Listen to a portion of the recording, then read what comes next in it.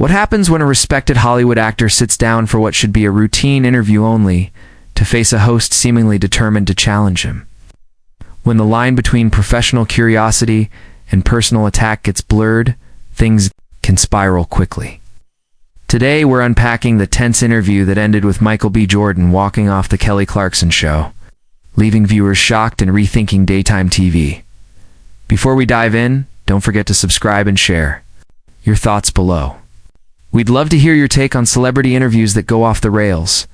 It began like any other day at the Kelly Clarkson Show studios in Los Angeles. Michael B. Jordan arrived on time, dressed in a sharp charcoal suit, there to promote his new film project 3 years in the making. This should have been a typical promo appearance. Kelly greeted him with her usual bright smile, but something about her seemed to offer warmth felt rehearsed. She exchanged quiet remarks with her producers and cast glances at Michael that didn't feel entirely friendly. "Michael, great to have you back," she said. "Ready for a fun interview?" "Always," Michael replied, settling into the chair. But as the cameras rolled, it was clear this would be anything but fun. Kelly's first question took a sharp turn. "So, Michael, you've made strong comments about diversity in Hollywood. Some critics say you've become overly militant. Are you using race to boost your career?" The room froze. Michael's publicist, just off camera, visibly stiffened. This wasn't what had been planned. The live audience also sensed the sudden shift. Michael stayed composed. "I've always supported creating space for underrepresented voices. That's not militant, it's responsible," Kelly pressed on. "But isn't constantly focusing on race divisive? We're in a post-racial society now, aren't we? Some of my viewers are tired of hearing about this." Silence fell over the room. Kelly's tone had changed, less friendly, more provocative. Michael's hands tightened slightly. "With respect, I don't believe we're post-racial. Data and lived experiences say otherwise. Calling my advocacy divisive is part of the problem." Kelly let out a short laugh. "It's quite the victim mindset, Michael. You're one of the top paid actors in Hollywood. When do you stop complaining and start being thankful?" The tension thickened. Michael's voice remained steady. "I am grateful. But that doesn't mean I should stay quiet about systemic problems. Using my platform for change isn't complaining." Kelly shot back. "Your platform? The same one built by an industry you constantly criticize? Isn't that hypocritical?" Michael's breath slowed, wanting to fix a flawed system. "Doesn't make me ungrateful. It makes me responsible." "I'm not sure why this feels like an attack." Kelly didn't let up. "My viewers want honest answers, not more victim narratives. They're tired of being lectured by celebrities." At this point, the audience was visibly uncomfortable. Some whispered, but a few looked away. The excitement had turned into discomfort. Michael leaned forward. "I came here to talk about my film, not to defend my values. Why are we even going in this direction?" Kelly's voice turned sharp. "You mean the film where you play another character dealing with racial trauma? Aren't audiences tired of these heavy messages? Whatever happened to entertainment?" That seemed to be the final straw. Michael paused, eyes narrowing. "I think we should end this interview," he said calmly. Kelly smirked. "Oh, we've still got 12 minutes. Let's give the audience real answers." Now it was a standoff. "This isn't journalism, Kelly," Michael replied. "It's a setup." Kelly laughed bitterly. "These are questions everyday people are asking people who don't earn millions and don't want to be preached to." Audience reactions were mixed. Some nodded, along with Kelly. Others looked horrified. A few even walked out. Michael's voice grew firmer. "You're right, I'm privileged. That privilege comes with responsibility. If you don't see that, maybe you're out of touch." Kelly's tone rose. "I'm out of touch. I came from nothing. I worked my way up, singing in churches, bars. No one gave me handouts. I earned this without help from quotas or affirmative action." Her words landed like a blow. Michael's face shifted. "So, my success is less valid than yours? That I didn't earn it?" "I'm saying maybe you should stop criticizing a system that's been good to you," Kelly replied.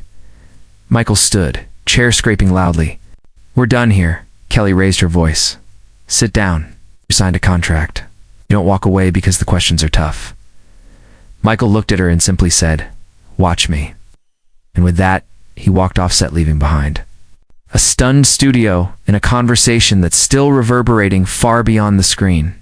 Kelly called out, her voice clear and sharp across the studio. "You've started believing your own hype. Being good-looking and fit doesn't make you a hero. You're just acting." Michael stopped. The room went still. He turned slowly, face calm, but intense.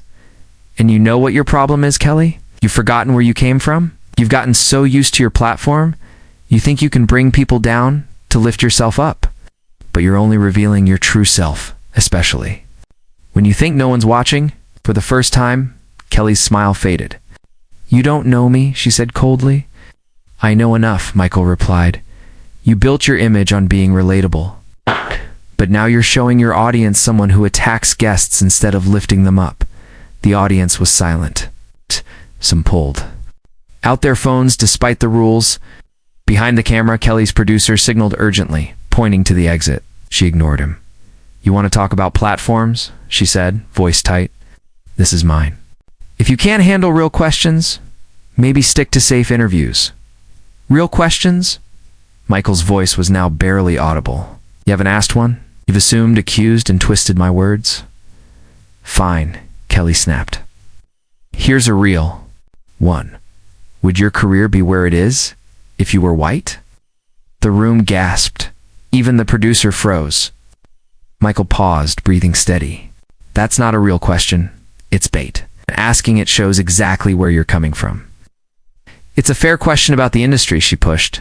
"No, it's a way to undermine everything I've earned. You wouldn't ask a white actor." "That, and the fact that you think it's okay, proves why diversity still matters." Kelly flushed, visibly shaken. "You're twisting my words. I'm responding to what you said. And what you said was offensive and unprofessional." Kelly's voice cracked. "What exactly is my role then? You're supposed to welcome guests, foster good conversation, entertain viewers, not ambush people or question their integrity?" Kelly stayed quiet, then stiffened. "Treat all my guests the same. I ask hard questions." "Really?" Michael asked. "When did you last ask a white actor if their career would be different if they were black? Or accuse them of playing the race card? Or tell them to stop complaining?" She opened her mouth but said nothing. The silence grew heavier. "I'm not making this about race," Kelly insisted. "You literally asked if I'd be successful if I were white. How is that not about race?" "I was speaking hypothetically," she stammered. "No, Kelly. You've made this personal from the start.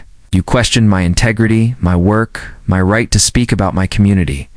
You've called me ungrateful and divisive." "That's not hypothetical." Her producer was waving again. Kelly didn't see him. Her face was red, her hands slightly shaking. "I'm doing my job, asking the questions that matter." "No. Your job is to interview, not attack. To lead conversations, not chase controversy. To represent your platform professionally. Right now, you're doing none of that." The crowd was visibly uncomfortable. Some looked away. Others moved toward the exits. "Don't lecture me on my job," Kelly shouted. "I've done this for years. I know what I'm doing." "Yes. If this is what that looks like, maybe you need to reevaluate," Michael said. "Because you're embarrassing yourself, your team, and your audience." "You think you can come on my show and insult me?" she fired back. "Act like you're better than me?" "I think I have the right to defend myself when I'm attacked, to call out behavior that's out of line." She stood up, chair scraping the floor. "You've been disrespectful since you walked in? Defensive? Hostile?" Michael's tone was incredulous. "You started this interview by accusing me of being militant, of playing the race card. You questioned my success, my motives. What part of that is honest dialogue?" I asked what people are saying about you. "What people, Kelly? Sounds like you're hiding behind unnamed critics to justify your own bias." The word hit hard. Her face paled, then reddened. "Ah, you don't know me. I know what you've shown today. And if this isn't prejudice, then what is?" The producer stepped onto the stage, motioning urgently. "Kelly, we need to cut to commercial." "No," she said firmly. "We're finishing this." Michael looked between them. Actually, Tom's right. This interview is over. We're not done, Kelly said desperately. You're here to promote your movie. Let's talk about that your platform, your agenda. My agenda. Michael's voice turned cold. What agenda is that, Kelly? Your racial narrative. It's always making it about race instead of talent and work. Another loud gasp from the audience. People stood and began to leave. The producer looked on the verge of panic. Michael stared, his tone. Final, I'm done. He turned to leave. Kelly shouted after him. Can't just walk out. We have a contract. Michael paused. I honored my obligation to be professional to answer questions. But I won't sit here and be disrespected by someone who's clearly lost perspective. Security, Kelly cried out. Don't let him leave. He's breaching contract. The guards looked unsure. Michael's publicist rushed in, expression tight and furious. We're leaving. No one leaves until I say so, Kelly screamed, her voice unraveling. The producer stepped forward again.